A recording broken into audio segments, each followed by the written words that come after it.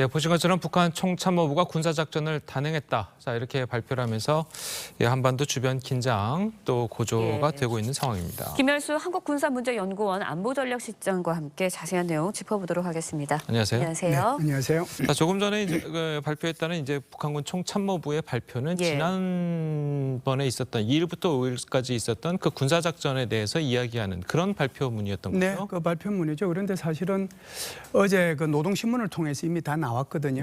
노동신문에서는 어떻게 얘기를 했냐면은 지난 며칠 동안의 이 훈련은 사상 최대의 열병식이라고 얘기를 했어요. 표현 자체를. 그러면서 북한군의 군사 기술과 실전 능력을 점검을 했고 이제는 핵 보유국으로서의 지위를 되돌릴 수 없을 정도의 단계까지 끌어올렸다. 이렇게 표현을 했거든요. 그런데 총참모부는 이제 그걸 군사작전이라고 얘기한 거고요. 그래서 그 표현의 차이는 있지만 어제 노동신문은 이제 북한 인민들이 다 볼 수 있는, 주민들이 다 볼 수 있는 거고요.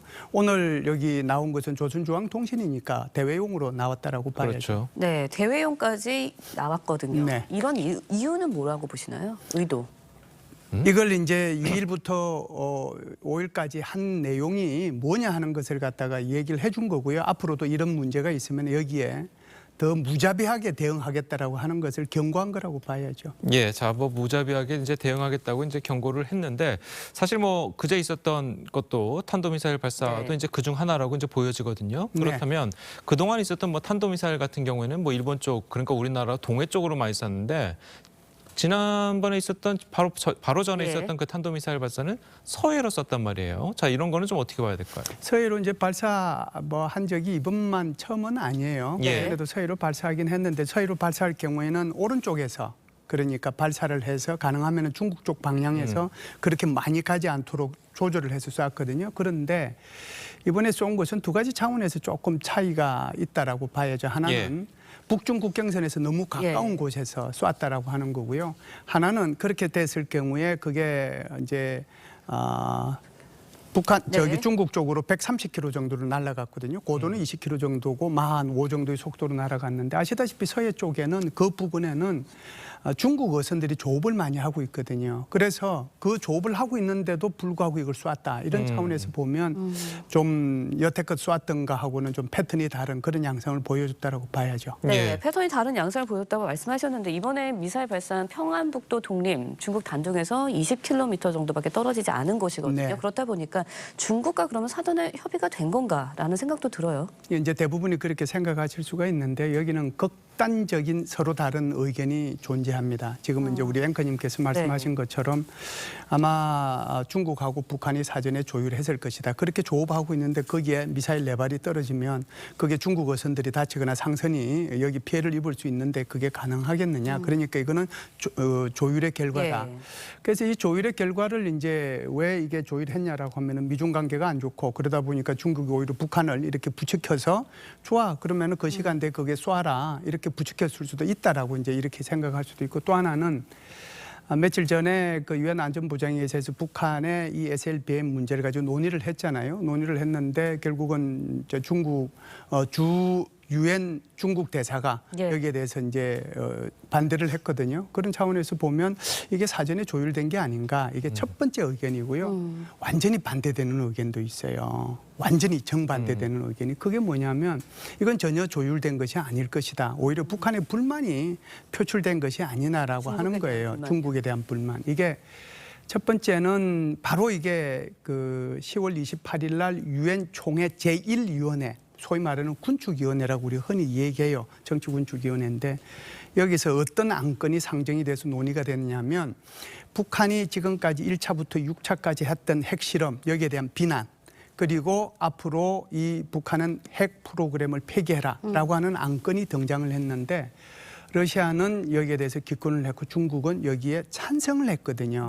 그래서 여기에 대한 어떤 불만이 하나 있었을 거고 두 번째는 이게 이제 우리도 훈련을 하고 한미 훈련도 하고 우리 자체의 훈련도 하지만 북한이 이렇게 미사일 쏘고 그러니까 중국 대변인이 뭐라고 그러냐면은 대화로 좀 나섰으면 좋겠다. 그러니까 양비론이죠. 양쪽이 다 문제가 있으니까 이게 북한이 생각할 때는 일방적으로 자신을 도와줄 것으로 생각을 했는데 이게 네. 아니고 굉장히 균형되게 이렇게 표현을 하니까 여기에 대한 불만이 있을 수 있고요.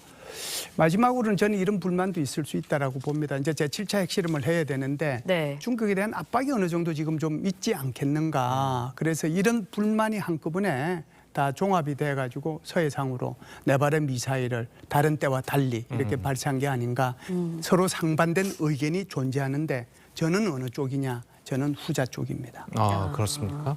자, 그렇다면 이번 훈련 우리 이제 버즐랜드 스톰이라는 이제 훈련 기간 동안에 북한이 미사일도 어마어마하게 많이 쐈고 그리고 군사적으로 비행기도 많이 띄웠었고 자 이렇게 되면은 그 어마어마한 돈이 들어갔을 텐데 북한의 지금 사정상 그 많은 돈을 쓸 수 있을 것이냐라는 이제 의문에 대해서 지금 한 언론 이제 보도에 따르면 북한이 이제 해킹을 통해서 네.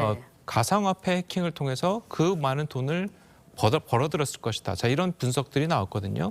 자, 그렇다면 북한의 해킹 부대에 대한 그 기술 그리고 능력 그 정도가 그 정도로 되는 겁니까? 네, 북한의 이제 이 사이버 부대 또는 사이버전 능력은 세계 3위 내지 4위 정도에 어휴, 해당된다라고 그렇지. 얘기해요. 그러니까 예를 들어서 사이버전 능력이 미국, 뭐 러시아, 중국 그 네 번째 정도의 네. 북한이 들어갈 거다 이렇게 얘기를 하고 있거든요. 그렇기 때문에 북한의 해킹을 통해서 이렇게 돈을 벌어들였다라고 하는 것은 한두 번 나온 얘기가 아니에요. 그렇기 때문에 지난번에도 한미 장관들끼리 또 실무자들끼리 계속해서 한미일 이런 협력을 통해 가지고 얘기했던 것이 바로 이걸 이제 차단해야 된다라고 하는 것들이 논의가 됐거든요. 그래서 거기에 벌어들인 돈으로 지금 이렇게 미사일을 이제 쏘고 그 미사일 네. 개발하고 발사하는데 사용하고 있다 이렇게 보는 것이 아마 일반적인 견해인 것 같습니다. 네, 네. 앞서서 조선중앙통신을 통해서 보도를 했습니다. 비질런트 스톰에 대해서 대남 군사 작전을 해왔고, 그 다음에 무자비한 대응에 대해서 이야기를 했거든요. 네. 그렇다 보니까 7차 핵실험 당연히 기정사실화되고 있고 시기에 대해서 계속 논의가 이어지고 있습니다. 네. 어떻게 예상하시나요? 글쎄 이제 그게 미국도 그렇고 우리 한국의 정보 당국도 이제 예상한 날짜가 이제 며칠 안 남았지 않습니까? 예. 오늘이 6일이니까요. 6, 7, 8. 그러니까 11월 8일 중간 선거니까 아직은 이제 한 3일 남아 있거든요.